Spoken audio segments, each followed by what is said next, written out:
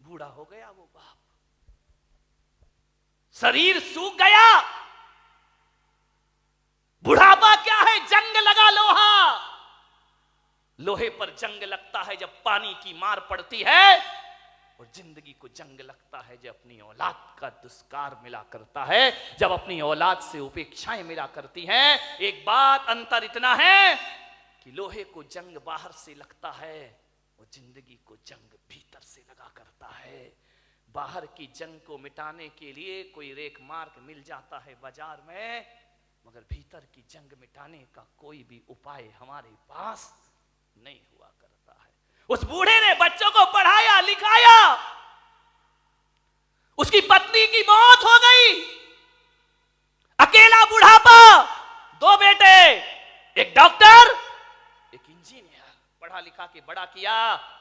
बड़ा आश्चर्य होता है मुझे कि एक बाप अपने 4 बेटों को पढ़ा लिखा के योग्य बना देता है, अपने 4 बच्चों को खिला देता है एक बाप, लेकिन 4 बच्चे मिलकर के बुढ़ापे में एक बाप को रोटियां नहीं दे सकते हैं। मेरे भाई, जब छोटे थे तो इस बाप ने तुम्हें खिलाया था, पिलाया था, आज बुढ़ापा है, 4 बच्चे रोटियां नहीं दे सकते उसको।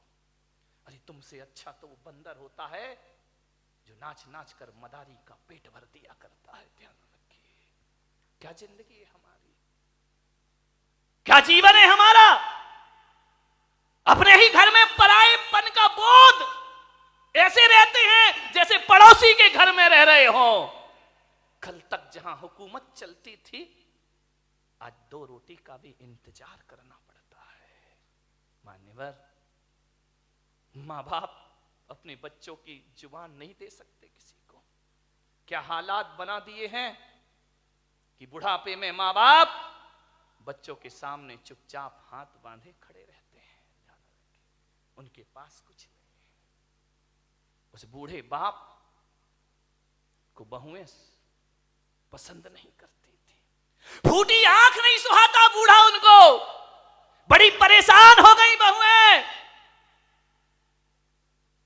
बूढ़े बाप ने देखा, यार इन बच्चों को मैंने पाला पोसा बड़ा किया, आप विचार तो करो एक बार, माँ बाप की तपस्याएं, मैं संत हूं, मैं दिगंबर संत हूं, लेकिन आज मैं आपके सामने कह रहा हूं कि 23 साल हो गए मुझे सन्यास में रहते रहते, लेकिन मैं विश्वास के साथ कहता हूं कि 23 साल में जितनी तपस्या मैंने नहीं की होगी, उससे ज्यादा तपस्या मेरी मां ने मुझे पालने में की होगी। क्या पाते हो तुम अपनी जिंदगी में? मां बाप के एहसान। बड़ा आश्चर्य होता है कि जिस मां ने 9 महीने तुम्हें कोख में रखा, बुढ़ापे में उसको कमरे में नहीं रख सकते हो तुम। ध्यान रखिए, जिस मां ने आंचल का दूध पिलाया, उस मां को मटके का पानी नहीं पिला सकते हो। जिस मां ने, विचार करिए, आज जो तुम बोल रहे हो, अरे बेकार है वो औलाद जो अपने बाप को चुप कहती हो। ध्यान रखिए, कैसी औलाद है। माँ बाप कुछ बोलते हैं तो बच्चा कहता है आप चुप रहिए।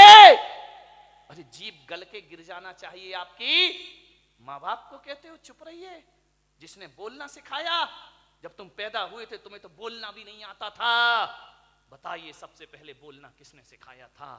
इस माँ बाप ने। और इसी दिन के लिए सिखाया था कि जब तू बोलना सीख जाए तो हमें कहना कि तुम चुप रहो। ध्यान रखिए मान्यवर, माँ बाप के एहसानों से मुक्त नहीं हो सकते कभी। जब तुम्हें चलते नहीं बनता था ना, किसने चलना सिखाया था? बताइए, उंगली पकड़ के किसने चलना सिखाया था? इस माँ ने सिखाया था, इस पिता ने सिखाया था। ये तुम्हारे लिए घोड़ा बना था, तुम उसकी पीठ पर सवार हुए थे। कितना खुश होता था वो बाप जब तुम पहली बार चलना सीखे थे। चलते थे, गिर जाते थे, चलते थे, जैसे ही गिरने लगते थे पापा आकर पकड़ लिया करते थे। एक बात तो बता दो, युवाओं से मेरा निवेदन है, जब तुमसे चलते नहीं बनता था तो माँ बाप ने उंगली पकड़ी थी, और आज उनसे चलते नहीं बनता तो तुम उनका हाथ नहीं पकड़ सकते हो। तुम्हें उनका हाथ पकड़ने में शर्म आती है, तुम्हें गाड़ी में बिठा के मंदिर ले जाने में शर्म आती है, तुम्हें शर्म आती है अपने माँ बाप को सहारा देने में।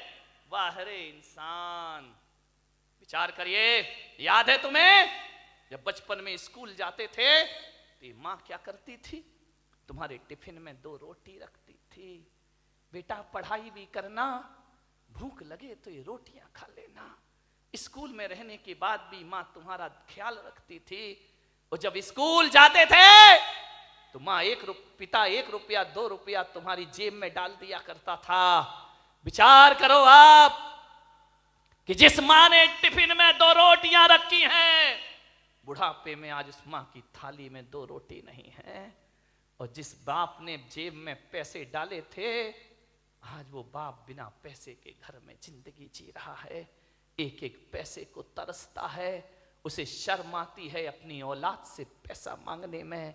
एक बात तो बता दो, युवाओं से मेरा निवेदन है कि बचपन में तुमने पिता की जेब से पैसे निकाले थे तो पिता तो गुस्सा नहीं हुए थे ना? पिता तो सोचते थे बच्चा है, निकाल लिया, खर्च करेगा, कोई बात नहीं है। बचपन में पिता के जेब से पैसे निकालते तब पिता को गुस्सा नहीं आया। और आज बुढ़ापे में बाप यदि तुम्हारी जेब से पैसा निकाले तो तुम्हें गुस्सा क्यों आता है? मैं आपसे पूछना चाहता हूं, युवाओं से मेरा प्रश्न है, आज आपको गुस्सा क्यों आता है? आज पिता को इजाजत क्यों लेना पड़ती है? एक बात आपसे निवेदन करने जा रहा हूं मान्यवर, जब तुम छोटे थे ना, ये वही बाप है, तुम्हारे घर में एक चिड़िया आती थी, तुम बचपन में छोटे में पूछते थे पापा ये क्या है? पापा कहते थे बेटा चिड़िया है। फिर थोड़ी देर बाद चिड़िया आती थी, पापा ये क्या है? बेटा ये चिड़िया है। फिर चिड़िया आई, पापा ये क्या है? तुमने 10 बार पूछा, बाप ने 10 बार बताया बेटा ये चिड़िया है। पापा को गुस्सा नहीं आया ना? और जब बुढ़ापे में एक बाप किसी बात को 2 बार पूछ लेता है तो आप कहते हो तुम्हें एक बार का समझ में नहीं आता है, बार बार पूछते रहते हो। कितनी बार समझाऊं तुमको? बताओ, तुमने 10 बार पूछा तो पापा ने गुस्सा नहीं किया, आज पापा ने 2 बार पूछ लिया तो तुमको गुस्सा आ गया।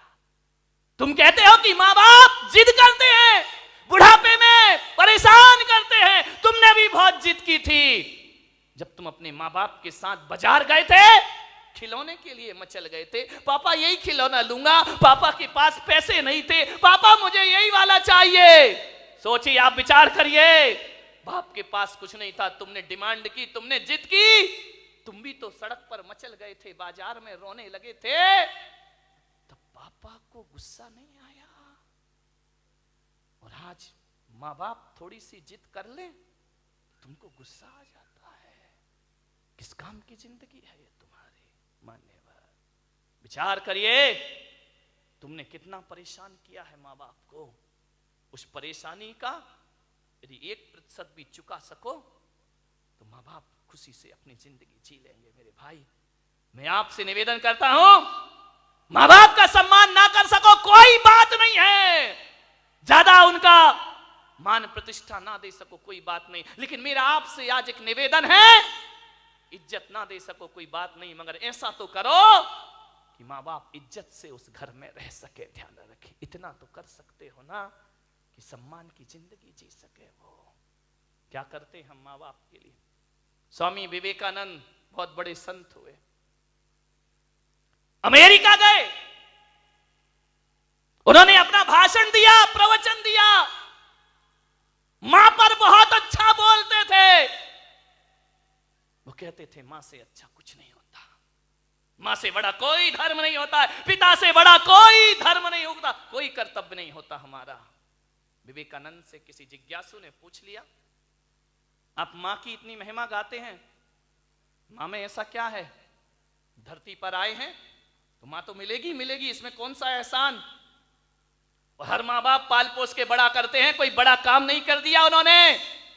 धरती पर आओगे तो मां बाप तो मिलेंगे ही मिलेंगे। विवेकानंद ने कहा, ये प्रश्न कोई भारत का आदमी पूछ रहा है कि मां में ऐसा क्या है? स्वामी विवेकानंद ने उसे बुलाया कि इधर आओ। वो एक साफा बांधते थे, उन्होंने अपनी पगड़ी खोली, बोले इसे पकड़ो। उसने कहा स्वामी जी ये क्या है? बोले पकड़ो। उसने पकड़ा। स्वामी विवेकानंद ने कहा कि जाओ मेरी सभागृह के बाहर 1 किलो का पत्थर पड़ा है, उसे उठा के लाओ। बोले स्वामी जी मुझे प्रश्न का उत्तर चाहिए। ये पत्थर अत्थर में से नहीं उठेगा। बोले देख, मां बाप के संदेह में उठा हुआ प्रश्न किसी पत्थर से कम नहीं हुआ करता है। और पत्थर का जवाब स्वामी विवेकानंद नहीं देते, पत्थर का जवाब पत्थर ही दिया करता है। जाओ और पत्थर उठा के लाओ। वो पत्थर उठा के लाया।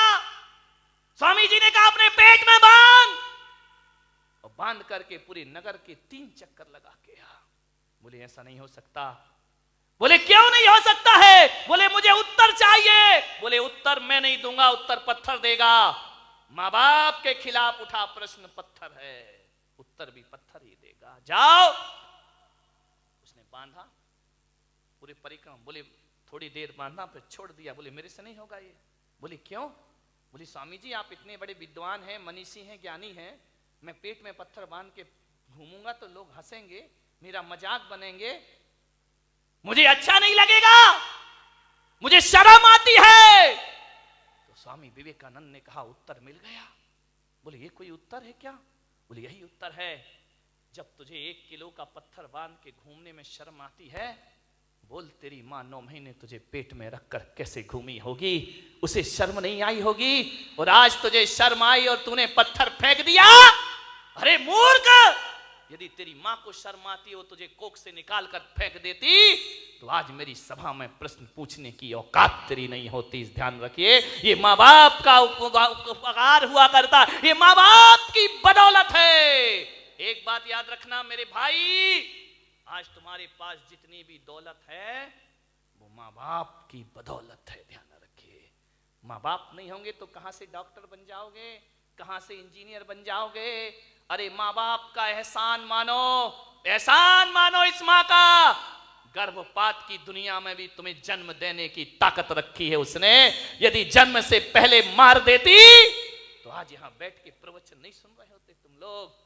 आज जो इज्जत तुमने कमाई है ना, ये मत सोचना कि पढ़ लिख के इज्जत कमाई है, ये मत सोचना कि दौलत कमा के इज्जत कमाई है। आज किसी संत की सभा में इज्जत से बैठे हो तो अपनी बदौलत नहीं, अपने माँ बाप की बदौलत बैठे हुए हो। ध्यान रखिए, मेरा आपसे निवेदन है, यदि ये माँ तुम्हें जन्म दे के किसी कचड़े घर में फेंक देती ना, जैसे आज बुढ़ापे में तुम उसे फेंक रहे हो, यदि बचपन में इस माँ ने फेंक दिया होता ना तो ना तुम्हारी जात का पता चलता, ना तुम्हारे बाप का पता चलता, और इस धरती पर नाजायज औलाद बनकर जीते रहते। कोई तुमसे शादी करने को तैयार नहीं होता। मेरे भाई, माँ बाप ने जिंदगी भर अपना चरित्र बचाया है, इस माँ ने अपने सतीत्व को बचाया है, उस पिता ने अपने चाल चलन को सुधारा है, तब जाकर तुम इस समाज में इज्जत की जिंदगी जी रहे हो। मेरे भाई ध्यान रखिए, ये इज्जत भी माँ बाप से मिली है, ये नाम भी माँ बाप से मिला है। और तुम्हें डॉक्टर बनाने से पहले तुम्हें डॉक्टर बनाने का सपना माँ बाप ने देखा था, तुमने बाद में, तुम्हें तो अकल भी नहीं थी, तुम्हें तो समझ भी नहीं थी कि इंजीनियर क्या होता है, डॉक्टर क्या होता है। माँ बाप तुम्हें बनाते हैं। आज तुम जहां भी हो, संतों की बदौलत, भगवान की बदौलत हो या ना हो, माँ बाप की बदौलत आज तुम जहां पर भी हो। ध्यान रखिए, माँ बाप का हाथ है इसमें। बूढ़ा दुखी हो गया, बहुएं पसंद नहीं करती, घर जाता बूढ़ा तो ऐसा लगता जैसे किसी जेल में प्रवेश कर रहा हो। पत्नी भी नहीं, फोटो लगी है पत्नी की, लेटा हुआ है पलंग पर, कभी पत्नी को देखता है, कभी अपने आप को देखता है। रात कटती है करवट में, पता नहीं चलता कितनी लंबी रात है। यूं तो अमावस 15 दिन में एक बार आती है, लेकिन उस बूढ़े की जिंदगी में तो अमावस ही अमावस थी, पूर्णिमा तो कभी आ ही नहीं पाई। सुबह ताने भरे शब्दों से नाश्ता मिलता, उलाहना दे करके 2 रोटी मिलती, करते क्या हो तुम यहां बैठे बैठे? कुछ नहीं बोला बूढ़ा। ठीक है, जाए भी तो जाए कहां? बड़ा दुखी था, मर भी नहीं सकता, मौत भी नहीं आती, जी भी नहीं सकता, जीने जैसा कुछ बचा भी नहीं है। बहुत दुखी वह बूढ़ा। थोड़ा बहुत टहलाता, यार दोस्तों में बैठता, शरीर में ताकत नहीं, कुछ कमाए, कुछ मेहनत करे, फिर घर लौट आता। और घर लौटता तो ऐसा लगता कि किस दरिंदगी की जिंदगी में मैं वापस लौट आया हूं। कोई ढंग से बात नहीं करता, बेटे के पास टाइम नहीं, वो क्लिनिक से आता, वो साइट से आता नहाता धोता, टीवी के सामने बैठ जा। बूढ़े बाप से कोई कुछ नहीं पूछता। मैं युवाओं से निवेदन करूंगा, बूढ़े माँ बाप को बुढ़ापे में कुछ नहीं चाहिए, कुछ नहीं चाहिए। कोई बूढ़े माँ बाप नहीं कहेंगे अच्छा कमरा दो, अच्छा बंगला दो, गाड़ी दो, मोटर दो, अच्छा खाना दो। कोई माँ बाप नहीं। आपसे निवेदन है, जब कोई बेटा विदेश जाता है ना घूमने के लिए, पढ़ने के लिए, यदि वो पत्नी से पूछता है क्या लेकर आऊं, पत्नी कहती मेरे लिए हार लेकर आना। बच्चे से पूछता बेटा तेरे लिए क्या लेके आऊं, वो कहता है मोबाइल लेके आना। बहन से पूछता है तेरे लिए क्या लेकर आऊं, वो कहती है अच्छे से सूट लेकर के आना। लेकिन जब माँ से पूछता है माँ मैं विदेश जा रहा हूं, बता तेरे लिए क्या लेकर आऊं, तो माँ कहती है मेरे पास सब कुछ है मेरे बच्चे, कुछ लाए या ना लाए, मेरा लाल तू वापिस आ जाए, इससे बड़ा उपहार मेरे लिए दुनिया में कोई दूसरा नहीं। एक माँ है जो केवल तुम्हें चाहती है, तुम्हें बस, बाकी सारे रिश्ते तो तुमसे कुछ चाहते हैं। ध्यान रखिए, तुम्हें चाहने वाला कौन है? मान्यवर, क्या चाहिए एक बूढ़े माँ बाप को? पत्नी डिमांड कर सकती है साड़ी की, आभूषण की, माँ बाप तो नहीं करते। कोई उन्हें अच्छा पहनना नहीं चाहिए, उन्हें अच्छा कपड़ा नहीं चाहिए, उन्हें तो सब जीवन जी लिया है। ध्यान रखना, लड़कों से मेरा निवेदन है, बूढ़े माँ बाप को केवल प्रेम के 2 शब्द चाहिए। रूखी रोटी दे देना, ऑफिस से दुकान से जब भी लौटो 2 मिनट अपने माँ बाप के पास जरूर बैठना, उनका हाल चाल पूछ लेना, समस्या का समाधान कर पाओ या ना कर पाओ 2 शब्द प्यार के बोलना कि पापा जी कोई तकलीफ तो नहीं है ना, कोई कष्ट तो नहीं है ना, आपकी तबीयत ठीक है ना, बस इतना बोल दो। ध्यान रखिए, कुछ नहीं चाहिए माँ बाप को। एक माँ को इतना ही तो सुनना है कि माँ से इतना बोल दे बेटा कि मम्मी तू ठीक है ना। मैं आज आपसे पूछता हूं, एक सच्चा बेटा होगा तो आज जाके घर में माँ बाप से पूछेगा कि माँ बाप, माता पिता जब तुमने मुझे जन्म दिया था क्या सोच के जन्म दिया था? एक बात पूछना प्रश्न अपनी माँ बाप से, क्या सोच के तुमने जन्म दिया था मुझे? आप बताओ पिताजी, जैसा आपने सोचा था मैं उसके अनुसार हूं या नहीं हूं? पूछ लो एक बार अपने माँ बाप से। किन अरमानों से जन्म दे के पाल पोस के बड़ा किया था, मैं आपकी इच्छाओं के अनुरूप जीवन जी रहा हूं या नहीं जी रहा हूं? और माँ बाप यदि कुछ ना बोले तो समझना कि तुम अभी वैसा जीवन नहीं जी रहे हो। और मैं पुलक सागर आपको कहता हूं कि माँ बाप यदि चुप हो जाएं तो कसम खा लेना कि आज से मैं माँ बाप के अनुसार जिंदगी जीने का प्रयास करूंगा। ध्यान रखिए, और जो बेटा ऐसा कर लेगा वो किसी